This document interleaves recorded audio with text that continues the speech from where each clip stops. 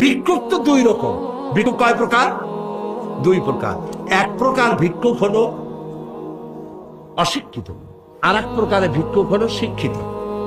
অশিক্ষিত ভিক্ষুক লেখাপড়া জানে না, হাত পায় নাই, হাত পাও নাই, চোখ কান নাই, তারা রাস্তায় বসে আল্লাহর রাস্তায় ভাই লা ইলাহা ইল্লাল্লাহ একটা টাকা দাও, এরা হলো অশিক্ষিত ভিক্ষুক।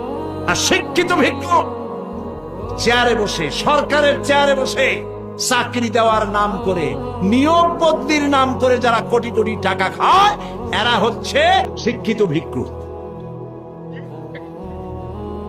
মানুষের পিঠের উপরে রিভলভার ঠেকাইয়া যারা চাঁদাবাজি করে তারা যেমন সন্ত্রাসী, যেসব অফিসার ফাইল আটকাইয়া টাকা খায় তারাও সন্ত্রাসী। সুতরাং এই সন্ত্রাস থেকে, দুর্নীতি থেকে জাতিকে মুক্ত করতে হলে কোরআনের শাসন ছাড়া আর কোনো বিকল্প নেই।